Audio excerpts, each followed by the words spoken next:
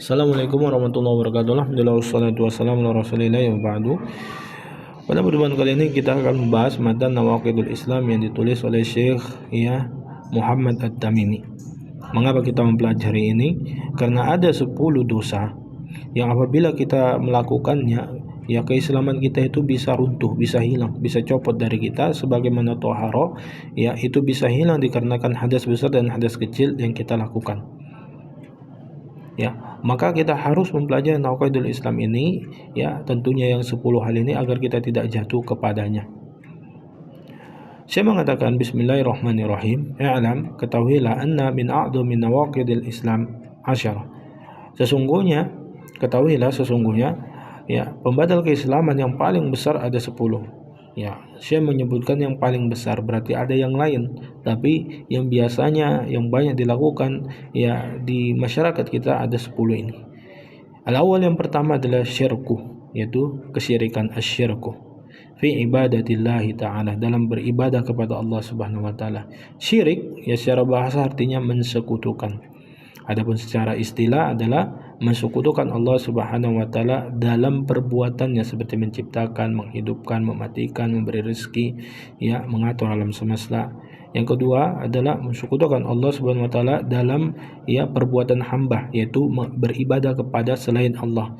Yang ketiga adalah mensekutukan Allah Subhanahu wa taala ya terhadap nama-nama dan sifat-sifatnya. Nah, dalilnya di sini saya membawakan dalil firman Allah Subhanahu wa taala, "A'udzubillahi minasyaitonirrajim. Innallaha la yaghfiru an yushraka bihi." Sesungguhnya Allah Subhanahu wa taala tidak mengampuni dosa orang-orang yang mati belum sempat tobat, ya bagi siapa yang mensekutukannya. Berarti ini adalah dosa paling besar.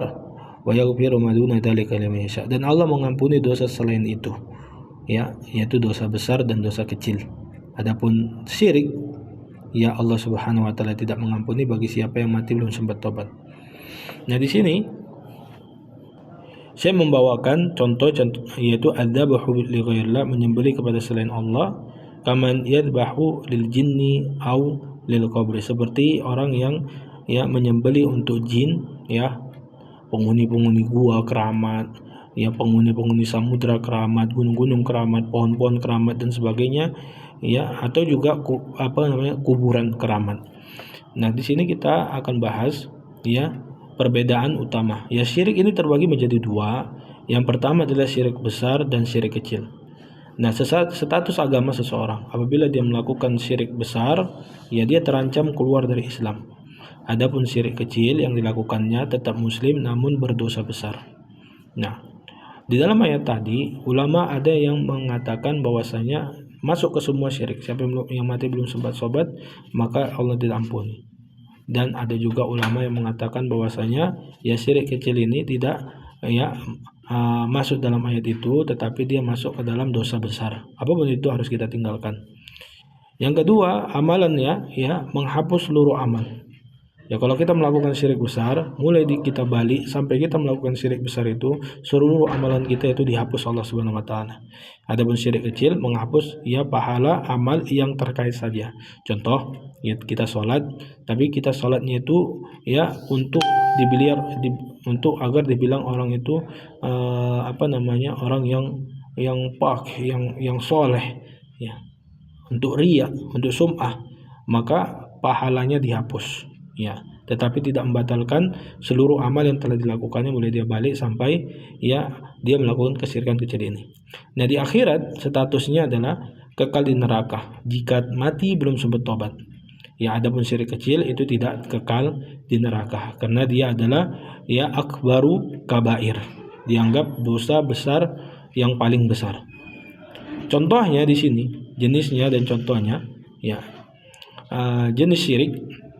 Ya, syirik akbar contohnya adalah berdoa kepada orang mati atau kepada jin untuk meminta hajat, seperti minta rezeki, minta anak dan sebagainya.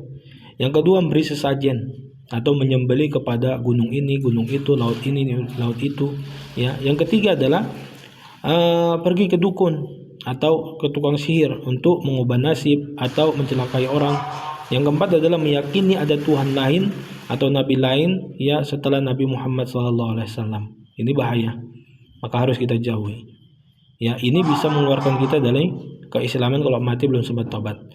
Yang kedua adalah syirik asghar. Ya, syirik asghar. Yang pertama adalah riya. Ya, pamer biar dipuji orang gitu. Yang kedua adalah sum'ah, yaitu menceritakan kebaikan diri agar didengar ya kehebatannya. Yang ketiga memakai jimat-jimat untuk nolak bala dan sebagainya. Dan ini ada pembahasan khusus dalam kitab Tauhid. Yang keempat adalah tatayyur, percaya mitos dan sebagainya. Ya, ini juga semua contoh-contoh ini bisa kita dapatkan di dalam kitab Tauhid. Ya, kenapa kita pelajari ini? Agar kita tidak jatuh kepadanya. Nah, untuk ta'yin, mengkafirkan seseorang, tak kala kita lihat orang menyembah kuburan, menyembah pohon, menyembah batu dan sebagainya, maka kita tidak boleh mengkafirkan seseorang itu sampai terpenuhi syarat dan mawani'nya. Dan ini dilakukan oleh para ulama ya atas perintah para umara. Kita nggak boleh mengkafirkan sembarangan orang. Ya. Karena mengkafirkan seseorang itu sangat ketat. Ya. Karena kalau misalnya dia itu kita kafirkan, ya ternyata dia tidak melakukan kekafiran, maka kekafiran itu bisa kembali kepada kita, maka harus hati-hati. Jadi ini kita pelajari bukan untuk mengkafir-kafirkan orang, tetapi agar kita tidak jatuh kepada kekafiran. Assalamualaikum warahmatullahi wabarakatuh.